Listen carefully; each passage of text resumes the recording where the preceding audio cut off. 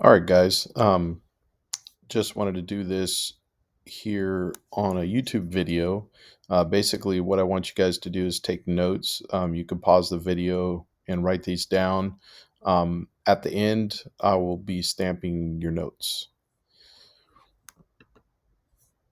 Um, so basically, neuroplastic, neuroplasticity is the brain's ability to kind of rewire itself.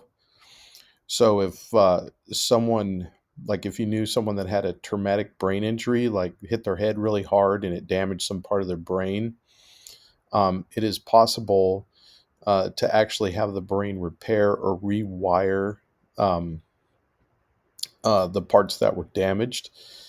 And this is also basically how we learn new skills. And it's a slow process, and it takes some practice basically. So when you learn a new skill, like learn to play a musical instrument or learn a new language, you're actually rewiring your brain. Um, so basically, what's actually getting wired? Your brain is full of billions of neurons, and basically they are sending chemical messages on these things here called synapse. Um, and you can actually get some crud built up, and as you there's way more connections than you actually need when you're an infant, and as you grow, your brain becomes kind of more rigid, more fixed. So as a matter of fact,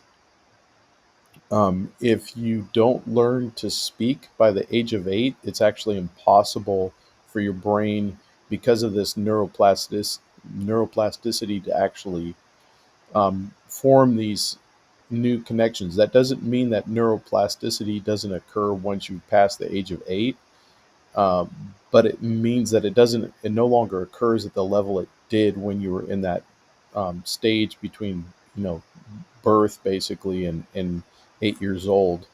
Requires a lot of neuroplasticity to learn to speak. So the use it or lose it rule, this is kind of important. This is kind of the reason I bring this up. So I kind of have this little theory, that through the pandemic, you guys kind of lost some stimulation to your brain, because you were on lockdown. And so basically, I see this class, the chemistry class. It's not so much important what you're actually learning, but the fact that it's stimulating your brain and causing these connections to occur, and it's making your brain more able to process information. So in a sense, it's kind of making you smarter. It's like if you go to the gym, um, if you go to the gym to lift weights to strengthen your body. Well, you go to class to learn a more challenging subject to strengthen your brain. And if you don't use a certain part of your brains, there's a pruning process. Remember, I said when you're really young, you have tons and tons of neural connections that need to be pruned out after like the age that you acquire language. So your brain goes through and starts pruning those. So things that you don't use, parts of your brain that don't use it, it actually gets pruned out. So short term, you're enhancing neuron connections. Long term, you can actually make new structures in your brain. And think of neural pathways as kind of like if you go hiking through like a trail that has lots of weeds and whatnot, it's kind of difficult to walk down that pathway. But if people keep walking down the same path over and over, pretty soon there's a smooth, easy path to travel. And it takes less effort. So that's kind of, I don't know if you guys ever learned an instrument or learned any kind of skill that at first it seems hard. Well, that's your brain actually clearing out these neural pathways. And so if you keep repeating them, then all of a sudden you'll get this ability to do something very quickly and efficiently that before was very hard. So that's kind of the importance of like, why am I repeating certain activities in our chemistry class here is because I'm trying to get it to where it becomes easy or second nature.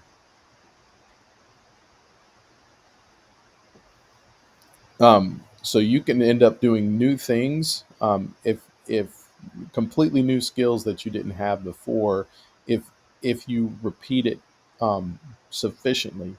Now, the importance of this is actually not just doing the activity, but sleep is important too, because your brain is actually wiring yourself as you're sleeping. Your brain's rewiring itself. So, the best thing to learn a new skill is just do it a few minutes a day, like 15 minutes a day, and then get a good night's sleep, or sometimes even spacing it out 15 minutes in the morning and 15 minutes in the evening.